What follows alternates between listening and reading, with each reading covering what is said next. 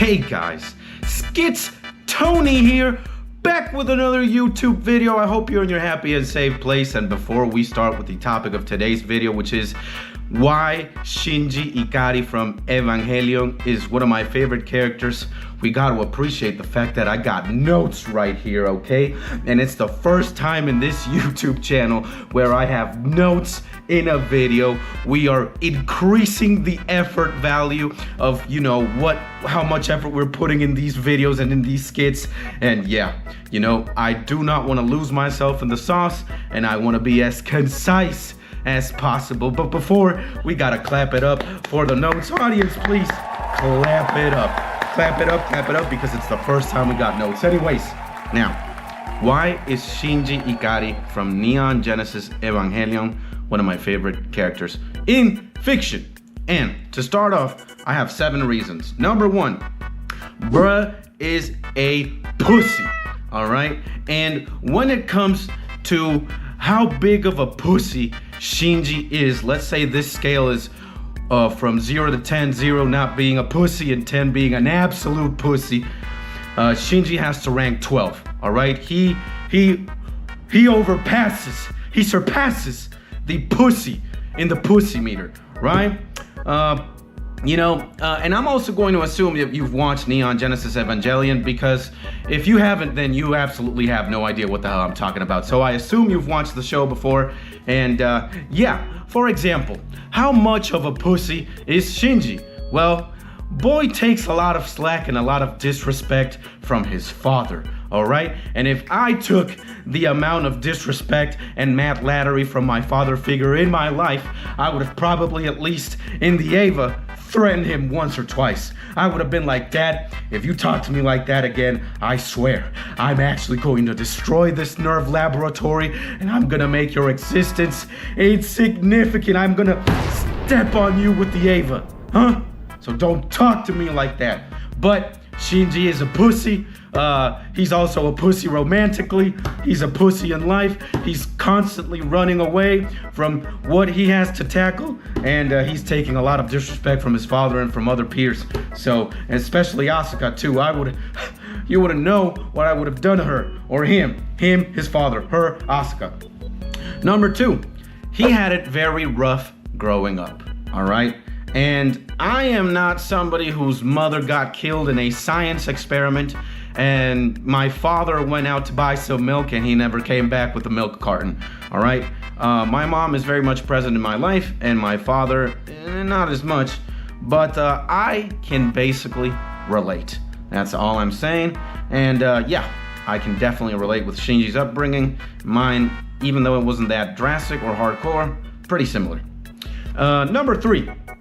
He is a prodigal level character. And by prodigal level character, I mean he is probably the chosen one in this specific universe. You don't know that the Eva 1 is actually Shinji's mom.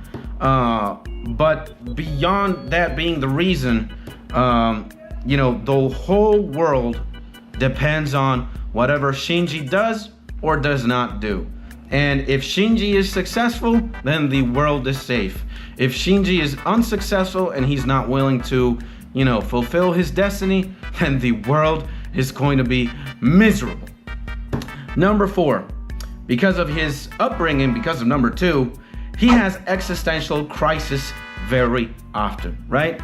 Throughout the series, it's very common to see Shinji being, alone, walking around, looking at clouds, and probably asking himself very pivotal questions like, why am I here? What is wrong with me? Why am I like this? Why doesn't anybody love me? Why this? Why that? Why that? So Shinji is a very sensitive character. I would consider myself to also be very sensitive, and I like that about him.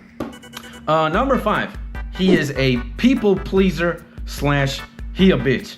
So yeah, Shinji tries to justify his existence, or he has a lot of self-realization by how much validation he has towards his contemporaries. What does this all mean?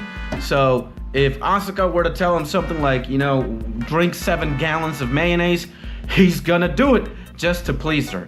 if Ray tells him something like, yo, you need to, get your arm chopped off by a tiger, he's probably gonna think about it and be like, why the hell are you telling me to get my arm chopped off by a tiger? But he's going to do it. And the person that he wants to please the most, guess who it is? His father. So he has to pilot the Eva for his father, for his peers. He doesn't do it because he wants to do it. He wants to do it because other people want him to do it. So, and who was a people pleaser? Me.